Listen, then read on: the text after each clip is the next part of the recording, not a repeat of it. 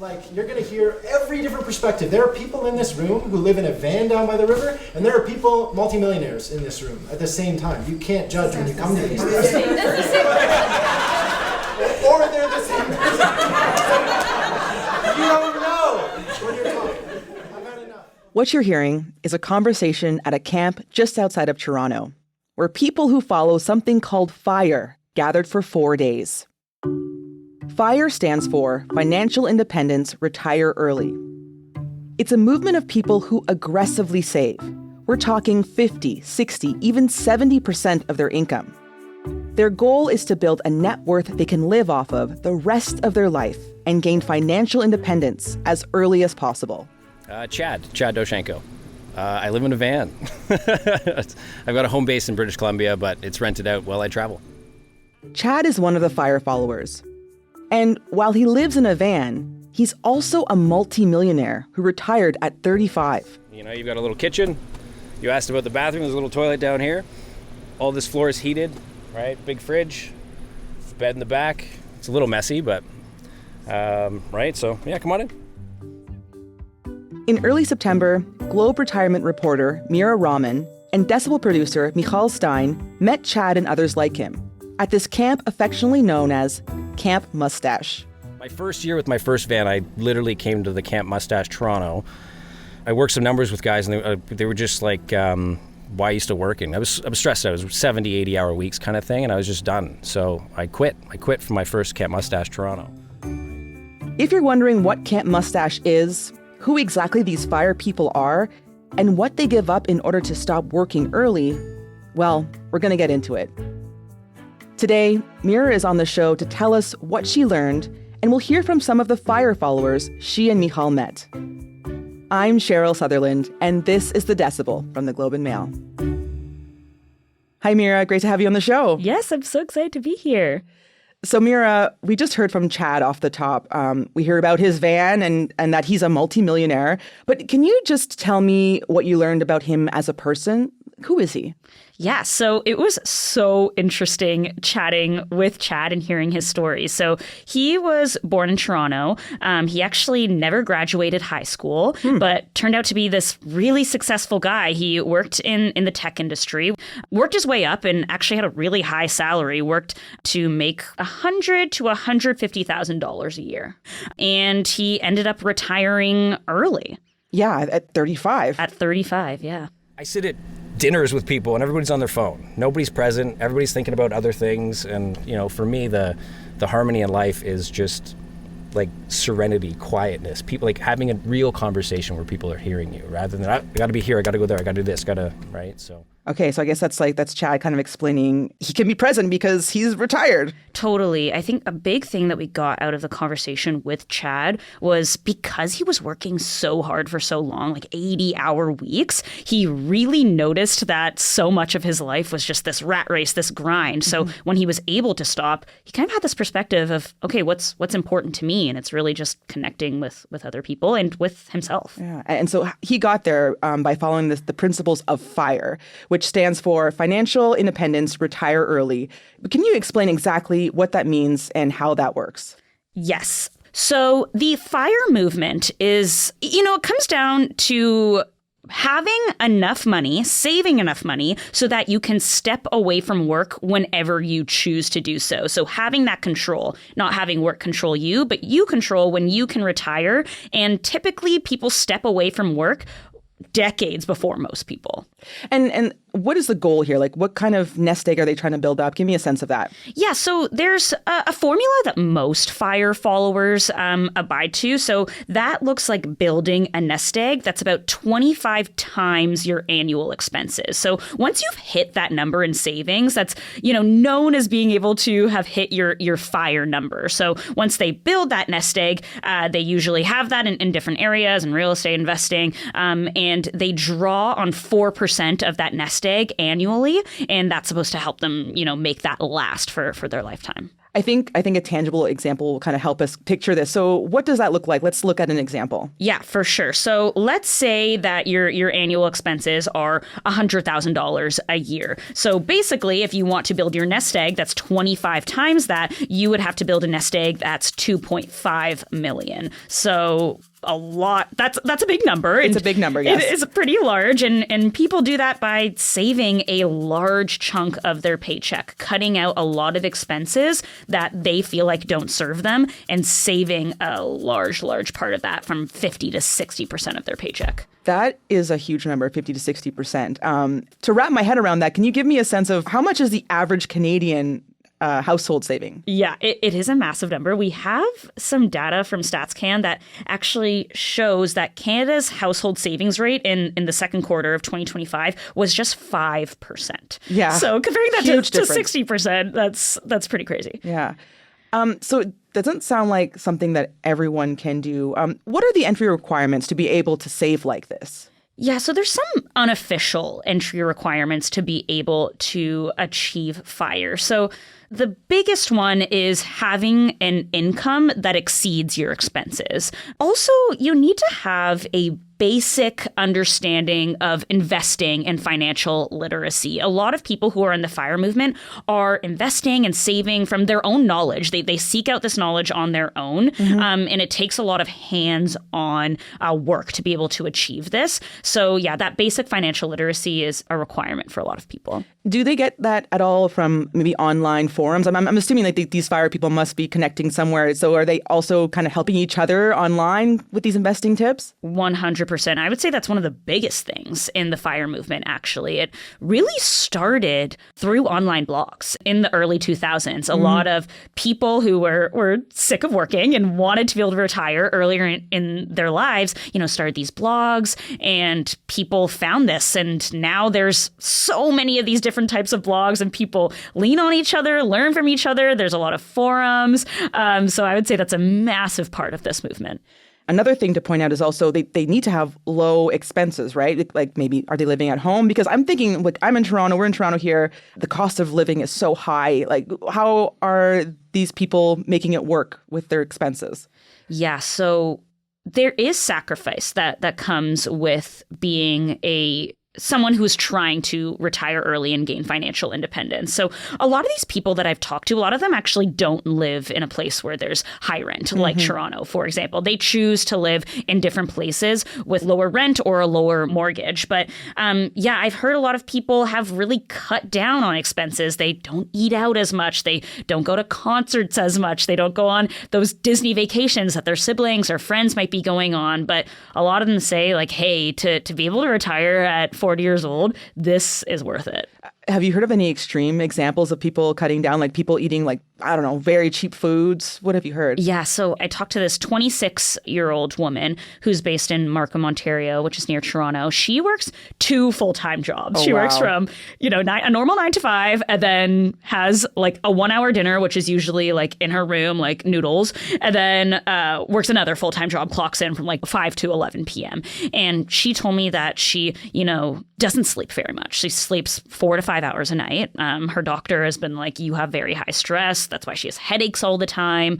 When she goes out for wow. With her friends, which is not very often, she usually has to bring her computer with her. Oh, wow. So she can like be clocking in, working remotely. So she doesn't even feel like she can be super present with her family and friends. So yeah, there is a lot of sacrifice that comes with this. So it does sound like there's a lot of sacrifice involved. What has Chad told you about that, like in terms of sacrifice? So Chad was saying that, yeah, he did save a big chunk of his income, and that did come with a lot of sacrifice, but he doesn't feel like he actually sacrificed that much when he looks at it in hindsight. And that's a big thing in the FIRE movement. A lot of people think that they're sacrificing so much, but they're actually just sacrificing things that don't really align with their values. A lot of my buddies said I was sacrificing, and now nobody has time for anything. Then you're in a rat race, right? And it's kind of a zero-sum game. Like, my car is nicer than yours. Oh, your car is nicer than mine. I have a bigger house. And is that really what you want, right? Like, I found that I was living for sort of my father and my mother versus what I truly wanted. So that was the big shift. That's a really interesting point he makes. It is. And that's something that really comes up when I talk to people who are in the fire movement. Like, they really scrutinize what matters to them. They really want to pay attention to what they should be. They see their money as like this really, really valuable thing, as if it was like gold coins that they're holding in their hands. And like, how many coins are they going to put on things that really, really matter to them? So I think that's like something that is really interesting. Yeah. So Chad is not alone, of course, and there are others that follow this method. And some of them you met at this camp, which you went to, called Camp Mustache. So before we get into what you learned, can you just tell me what's with the name? Yes, for sure. So it used to be called Camp Mustache. Now they've made a change. It's CMTO Firescape, but Camp Mustache is catchier. So we can call it that. So this name, so it's based off this guy named Mr. Money Mustache. That's actually not his real name, obviously. Mr. Money Mustache, okay. Yes, his name is Peter Adney. He's actually a Canadian born. He's in the U.S. now. He is one of the big names in the fire movement. Okay. He has a blog, which is called Mr. Money Mustache. And he, tells people how to retire early. He himself retired in his 30s, very, very young. And a lot of people have found the fire movement through him. Mm-hmm. Tell me he has a mustache. You know what? I think at one point he might have had a mustache, but I think it's on and off. Okay, interesting. And what was the camp like? Like, I mean, for extreme savers, I'm assuming there's no frills. Like, what was it like there? Yeah, so there was about 65 people there. Tickets are actually very reasonable. They're about $400 for 4 days, includes lodging and food, but it is not a 5-star resort by any means. It's held at this children's camp that's actually about 75 minutes from Toronto, north of Toronto. And these cabins are tiny. They're very small, they're cramped, they're unheated. But honestly, the people who went there did not care at all. They were just so pumped to be around people who are on the same journey as them. It sounds very on-brand for these fire people. Yeah, literally. It's like some of like the richest people in the country. And they're like, yes, I will sleep on this children's mattress because they're used to, making things work. Did you get a sense of what people liked about the camp and fire more broadly? Like, what did they tell you? I imagine it must go beyond saving aggressively. Yeah, so that's like the main thing, right? Is saving aggressively, investing wisely, kind of tracking everything that you do. But that can be pretty isolating. Not many people do this. So, you feel alone a lot of the time. So that's why these online forums are so popular, but also just being around people who get it. Being like, like you understand why I didn't go on that family vacation. At home, their family is like, I can't believe you didn't do this. How dare you? But at this camp, people are like, hey, like my sister got mad at me about this too. And they can relate on that. So that's something that is so, so valuable to them. You're really zoning in on this idea of community there. Mm-hmm. Folks are hooked in by the agenda and what's planned to happen. But the reality is that the community is what keeps them coming back and keeps them wanting to be part of things. So we end up with people wanting to find like-minded individuals that they can openly talk with and not worry about, sharing numbers or sharing ideas and having people roll their eyes to the back of their head and kind of yawn. The biggest value, I think, for particularly the FIRE community, financial independence, retire early, is trying to talk to other people in a one-on-one environment that are doing the same things as you. Because often in the real world, we feel so weird. We feel so different. Sometimes people make us feel like we're awkward because we want to retire early. We'll be right back.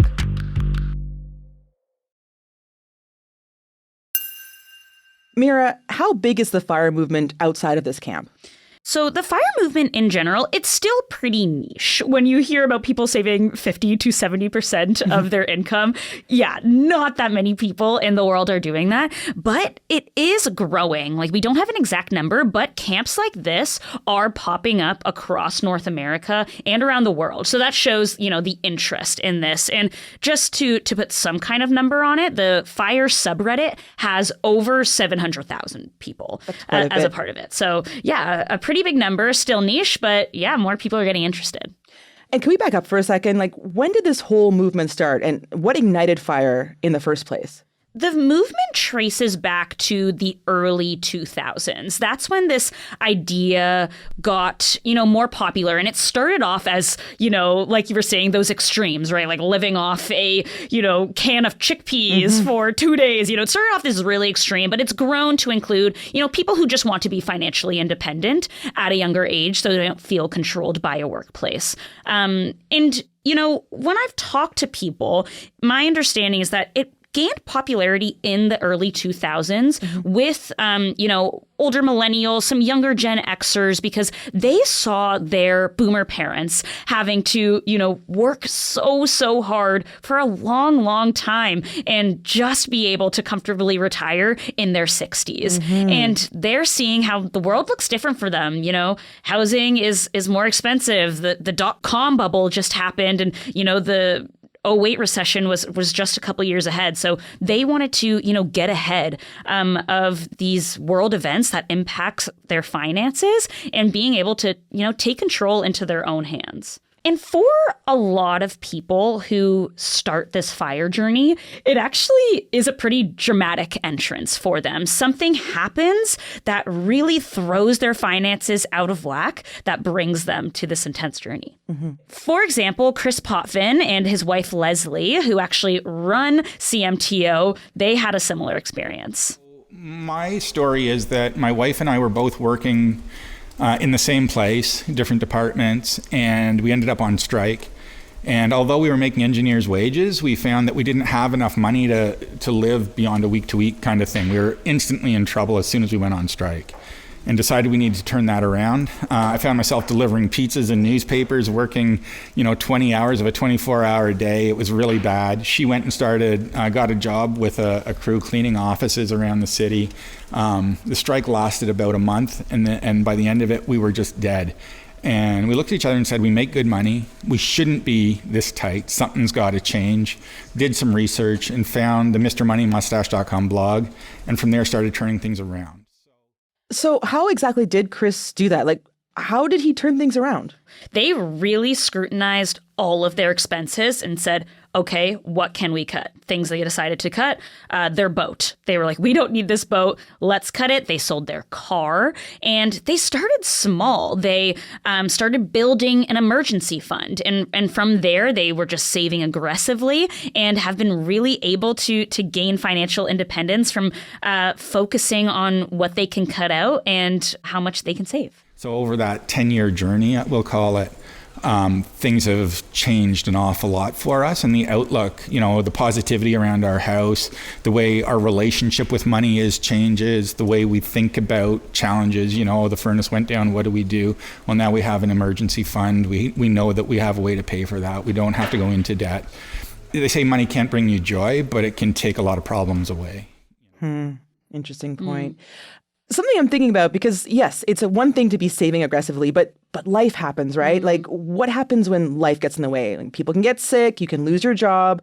How does it work when that happens and you're also trying to save aggressively? So someone we actually chatted to at camp, Allison, she told us her story that she was, kind of interested in budgeting and in the FIRE movement and had saved a good amount, but then was diagnosed with cancer and had to pay for cancer treatment. But she actually was saying that she was in a position where she could pay for those bills because of the savings that she'd saved inspired by the FIRE movement. So it doesn't only give you, control to walk away from your job, but also to pay for these unexpected things that happen in life. I was on the forums with everybody else, and actually I got sick and I was going through cancer treatment, and that was the first time I actually decided to journal. I'd never done that before, so I needed another spot. And the journal section of the Money Mustache forum, people are a lot more open and share about their circumstances. So I went through my cancer treatment sharing with people on there, and they decided to do this camp, and I said, that's my line in the sand. I'm going to be done my treatment and I'm coming to camp. And so my first time out here, I came out, I was completely bald. Everyone's like, she's so badass. I'm like, no, it's just cancer treatment. But and so I got to come out here and meet a whole bunch of these people in person that had like supported me, and everyone's like, you're just going to go, and there was 75 of us that year, and they're like, you're just going to fly to Toronto and go to some camp in the woods with 75 people you've never met or that you've met online. And I was like, yeah, absolutely. What have I got to lose, right? So came out here. So it was less about finance and more about community. There's that community bit again. So it's interesting because it sounds like, maybe your goals change, right? It's not about retiring early here, but it's this financial independence to be able to pay for something that comes up when life happens. Exactly. Again, there's this divide between the financial independence part and the retire early part. One doesn't mean the other. So these people are really, really focused on that financial independence part and the freedoms that offer.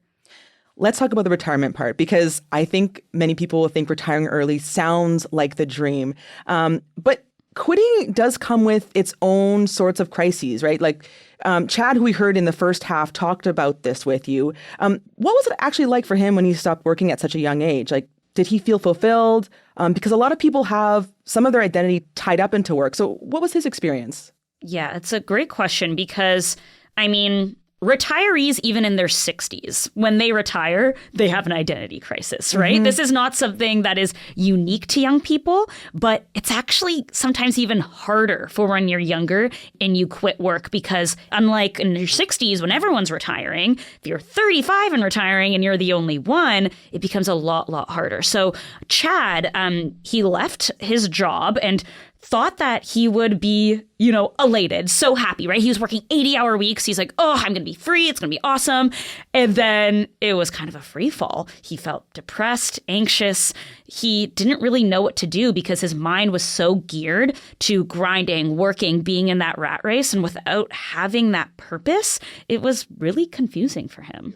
When I quit work and I thought I achieved all these things, I went through depression, anxiety. Like for the first 3 years of that, my friends thought I was crazy. My family thought I was crazy, right? So I disconnected. It was very, very isolating kind of thing, right? So it took some time to kind of get back to whatever you want to call normal sort of thing, right? So it was tough. It was tough, but like I wouldn't change it for the world, right? So I literally tattooed. This makes me think about fire followers and life more broadly. Like, are fire followers going too far at the expense of life? Like, what's that saying? It's like everything in moderation, right? And I think sometimes the line of where that moderation is can get a little blurry. So we actually spoke to this man named Luke. He's based in Sault Ste. Marie. He's a father of 6, and he's financially independent, but he actually has a pretty tough time spending that money. When we went to New York, that was kind of when it really hit me. We went to New York for the first time about 2 years ago, and there was all these beautiful museums, the Guggenheim. We were walking past. It's like, oh, it's like $40 to go inside there, $50 to go inside there. Let's just look from the outside. But after that experience, like I feel like I missed out on a lot, not going to the $300 shows that everyone loves to. And I was like, you know what? I probably should just have done it. And I felt bad afterwards. And I was like, you know what? I need to make a change in my life. I need to start deciding that live in the moment. We've got the money. Let's just start spending it. So since then, I've kind of tried to be a little more open. It is hard. I'm still transitioning even 2 years after that experience. But that was my turning point. We also heard this similar sentiment from Allison that, really scrutinizing what she was spending kind of messed with her head a little bit. I will say there was a time in the early days when we got downright, and I got downright miserly. I was counting every penny. I was stressing about it. And it wasn't until my experience with getting ill and then having family members go through stuff that I had to adopt a little bit more of that. Don't forget about the here and now. It's okay to spend a little more, go out, be generous. It actually feels really good. And, going from that miserly little box to, oh wait, no, we can go out for family dinners. We can go out to this show. We can do this trip. We're not doing them 5 times a year. So the experience is totally worth it. Yeah, but it took me getting sick just to wake up that here and now matters too.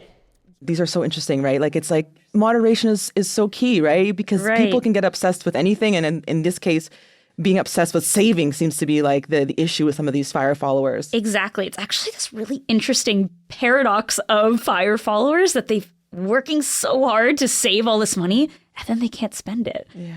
It's really interesting. So Meera, after spending the day with these die-hard fire people, what did you take away from this experience? Like, are you going to become a fire follower? Are there things that you might be adopting because you've spent this time with them? I mean, I won't lie. I walked away from that day being like, I need to go look at my budget again. I was inspired to cut out some expenses, but the main thing walking away from that day was just, I mean, we've already talked about it, but like community. Mm-hmm. How important it is for these people to be around like-minded people, because in the quote unquote real world, they are the weird ones. They are the outcasts of saving this much money, of not spending as much money. They miss out on experiences, but that's something that they've chosen to do. And being able to be around people who get that was just really, really beautiful to see, and how much joy there is in being around people who are on the same journey as you. And what about for us regular folk, us non-fire followers? Is there something that we can take away from what they do? Like, is there something we can adopt in our own lives? I think something that really stuck out to me, which Chris said actually, was, this reframing of your relationship with money. Not feeling like money controls your life, but rather you control your finances. You do not want money to be in control of you. You want to be in control of it, and letting that dictate your life. So I think being mindful about how you're spending your money, and also evaluate what you are spending your money on. Is this actually something that's bringing value to your life? Or is it kind of that impulse buy? Kind of, seeing what really does bring you joy. Maybe not to the extreme of these fire followers, but you can always start somewhere. Meera, this has been really interesting. Thank you so much for coming on the show. Yeah, this has been awesome. Thanks for having me. That was Meera Raman, the Globe's retirement and financial planning reporter. That's it for today. I'm Cheryl Sutherland. Our producers are Madeline White, Michal Stein, and Ali Graham. David Crosby edits the show. Adrian Chung is our senior producer, and Angela Pacenza is our executive editor. Thanks so much for listening, and I'll talk to you soon.